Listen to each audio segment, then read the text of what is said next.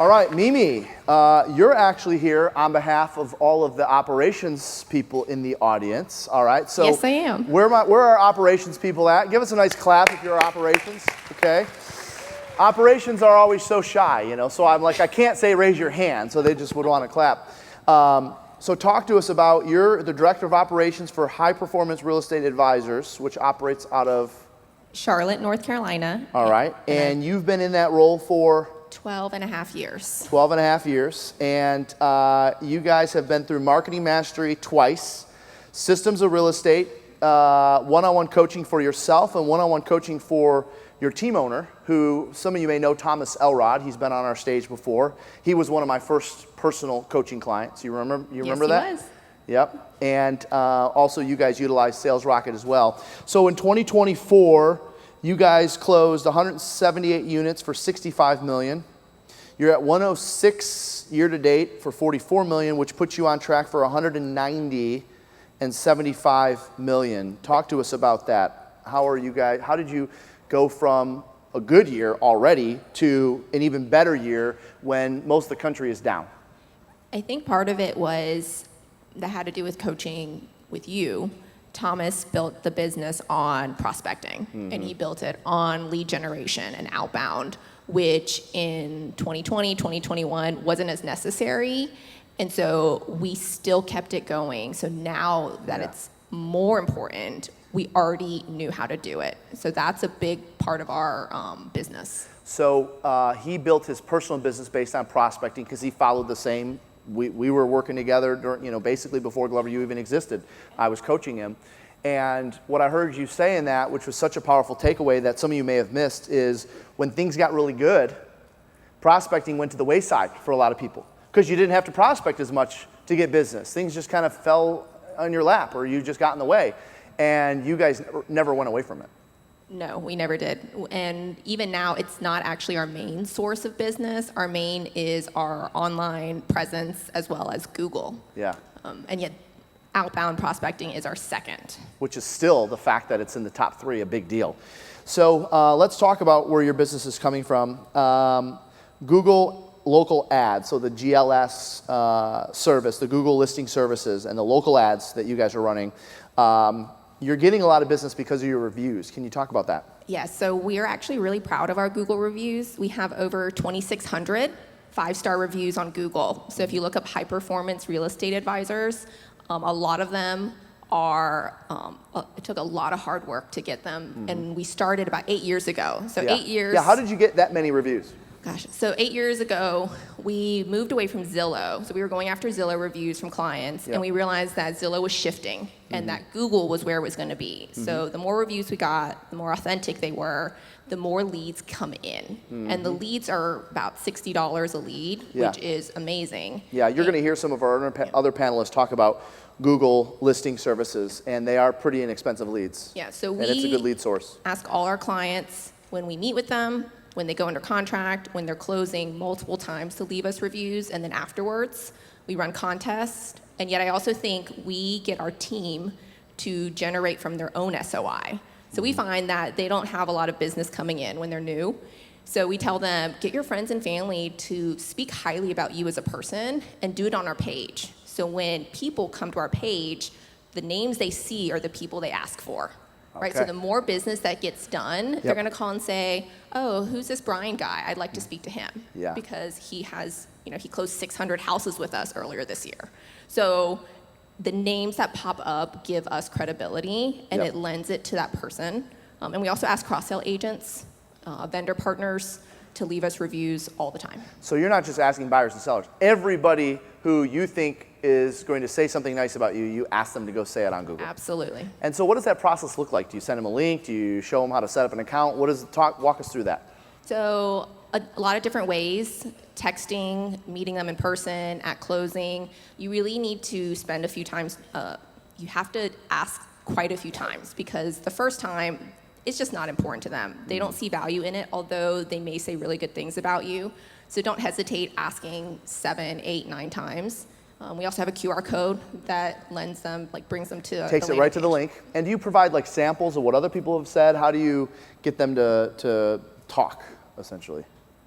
Most people don't have a problem talking. Okay. They usually can say quite a bit, especially if they had a great experience. Yeah. Otherwise, a short review is also helpful because it is real. Yeah, okay, that's fair. In addition to that being, and that's a big source of listings, buyers, both? What is that? Both. Okay.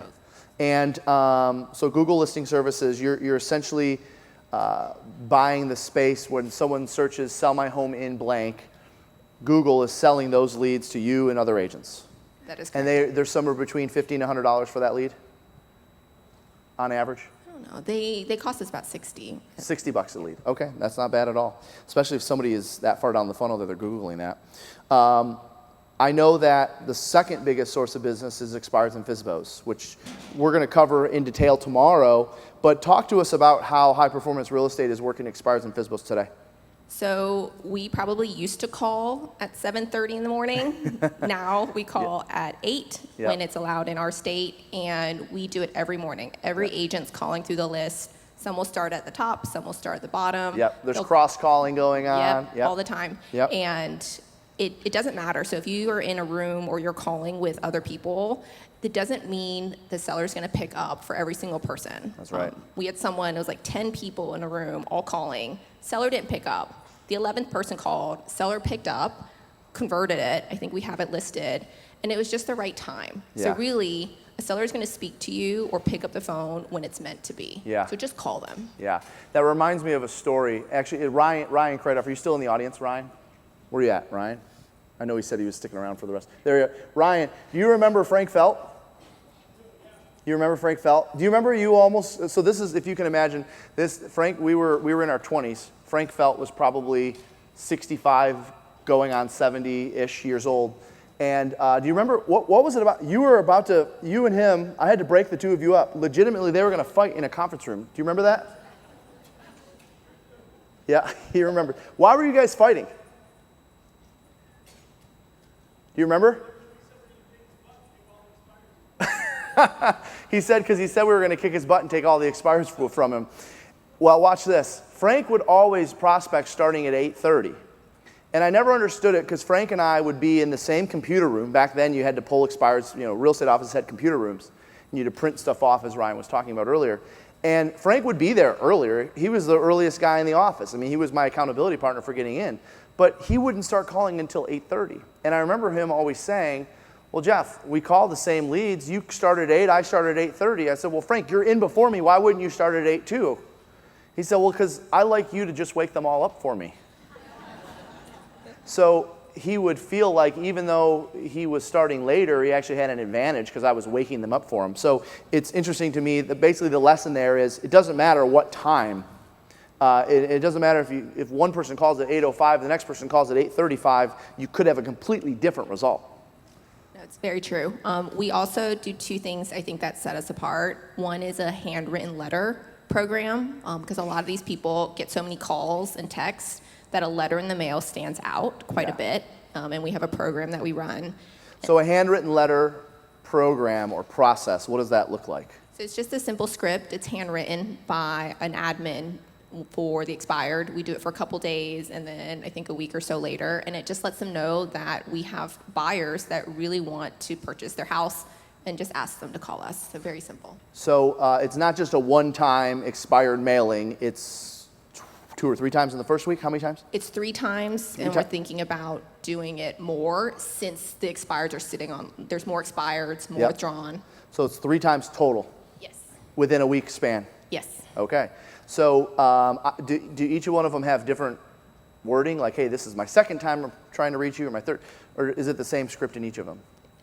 Same script. Same script. And can you Slightly different. Yeah, can you just share with us, I know you just shared it, but just paraphrase it for us. So, what does the letter say? So we put the owner's name. So dear Sam, we see that your house just went off the market and we have a buyer that's really interested in it. Please give me a call. And then it's signed by the owner. Got it. Okay. All right. That's pretty simple. When you think about the operations of high performance real estate, obviously when I think of just my time spent coaching Thomas and of course your growth as well, you guys have had some upsides, downsides, setbacks. Talk us through some of the challenges that you've had on the operations side. Oh my gosh, that's going to take all day. It comes and goes with the agents on the team. So I think one of our biggest hurdles was surrounding and putting all of our eggs and all of everything we had into the agents. And agents don't always stay. And so for people who are recruiting or team leaders, you know that agents are somewhat flaky. And we built it around them, and when they would leave, everything fell apart. And so we realized that we actually have to structure it around our systems and our administrative people. And the better we can hire and retain them and appreciate them, the better the team stays, no matter what agent comes and goes. So the stronger the operations team and the systems, the stronger the business. Yes. Got it. Okay, I like that. And tell us about your typical day. That's a loaded question as well, because there's nothing typical for any director of operations out there. You know what I mean, as well as agents. I think your day just flows. Currently, I'm sitting in the recruiting role, so I am interviewing, I am reaching out to potential agents, doing a lot of social media for our team, building systems or tweaking them based on what's coming up. I coach our 6 top agents as well as 3 admin that are on the team, and then the new people we hire, I'm sitting in that position until we hire a sales trainer or team leader. So it kind of sounds to me like you're morphing into the CEO role. It feels like it. Yes. Okay. It's my new title. I would say you can tell so. Thomas. Yep. We're going to have to talk to Thomas about that. Okay. One thing that you guys have taken advantage of as it relates to your time with Glover U, whether it's through coaching or programs or onboarding or whatever, what's the one thing that comes to mind that you guys have gotten the most value out of? I was writing my notes, and I literally wrote down that Taylor is the systems queen. Like, Taylor just knows systems, can build systems, can help us figure out what we're missing, because y'all are on a track further along than our team is.